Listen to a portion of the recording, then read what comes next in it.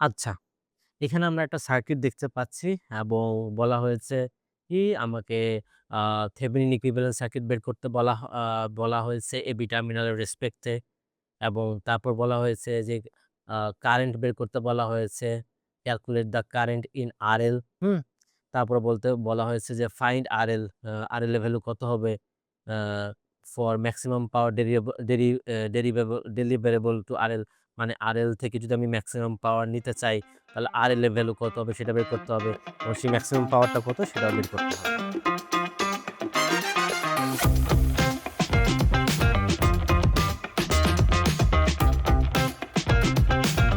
এখন যদি আমরা সার্কিট সলিউশনে যাই স্টেপ বাই স্টেপ, আমরা ফার্স্টে এন্ড থেকে চিন্তা করি। কি বলা হয়েছে? থেভেনিন ইকুইভ্যালেন্ট সার্কিট বের করতে বলা হয়েছে এ এবং বি টার্মিনাল রেসপেক্টে। সো আমরা কি করব? এ এবং বি টার্মিনালের সাথে যে আরএলটা আছে সেটা আমরা খুলে ফেলবো। আরএলটা খুলে ফেললাম। তাহলে আমার সার্কিটটা দেখতে কিরকম হবে?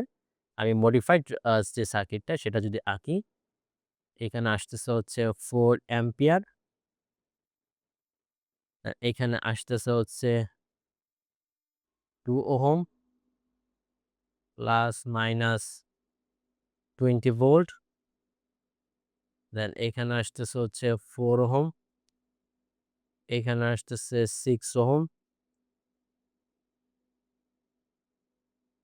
এই আরকি।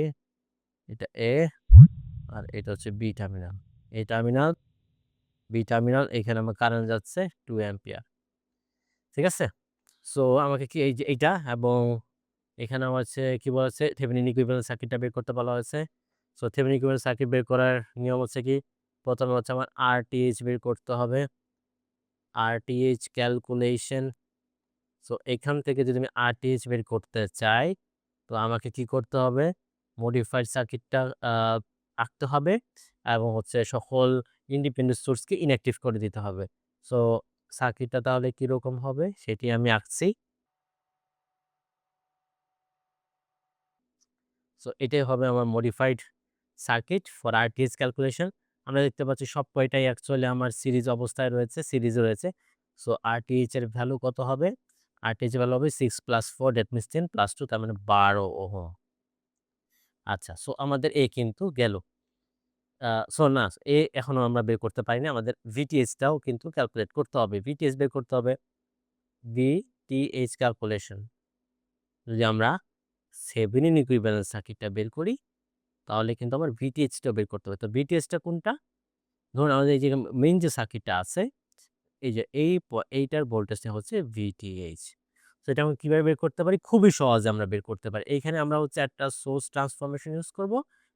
এইখানে একটা সোর্স ট্রান্সফরমেশন ইউজ করলেই আমার হচ্ছে হলো সার্কিট থেকে আমি খুব সহজেই VTH টা বের করতে পারবো। তাহলে কিরকম আসবে?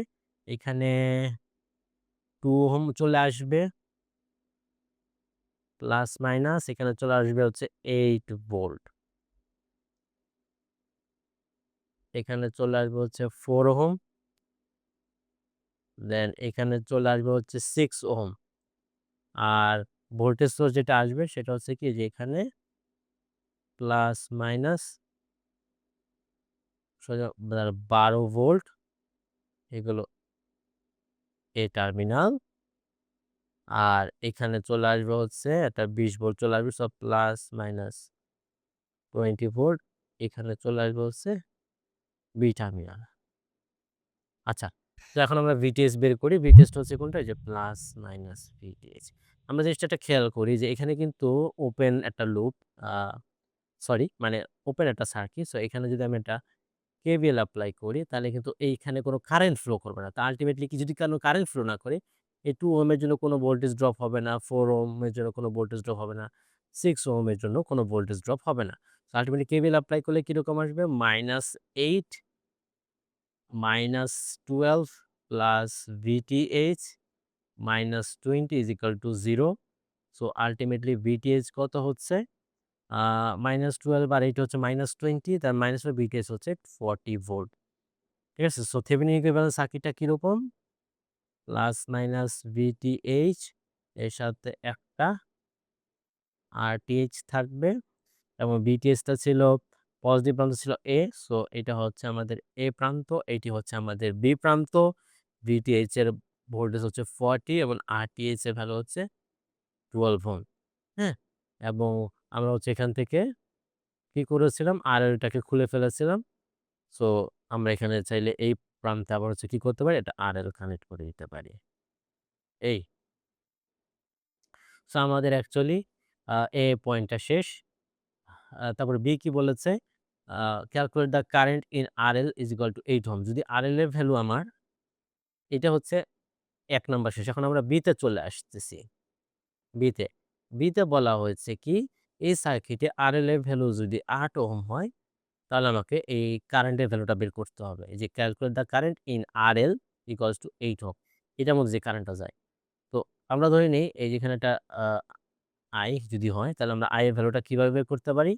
খুব সহজে I is equals to uh VTH divided by RTH plus RL।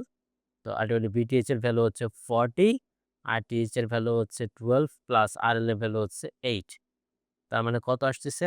40 divided by 20, that means 2 ampere. এরপরে কি বলা হয়েছে? Find RL for maximum power deliverable to RL। আমরা এখন সি পোরশনে চলে যাচ্ছি।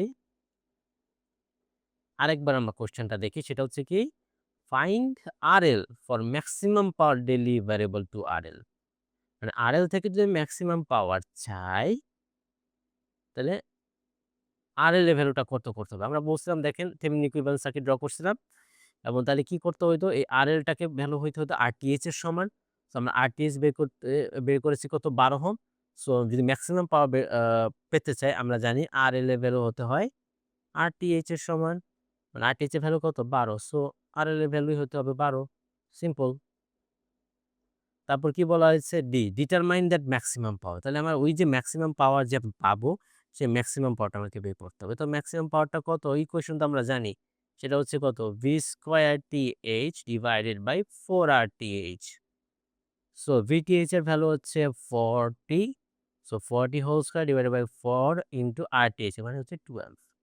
এই। সো এখন এইটা আমরা যদি আ কত মান আসে সেটা আমরা এখন বের করার চেষ্টা করব। মান চলে আসছে হচ্ছে অ্যারাউন্ড 33.33 ওয়াট। সো আমি যে ম্যাক্সিমাম পাওয়ারটা পাবো 10 ওহম এই যে RL থেকে, হ্যাঁ? RL থেকে যে ম্যাক্সিমাম পাওয়ারটা পাবো সেটার ভ্যালু হচ্ছে 33.33 ওয়াট। এই তো।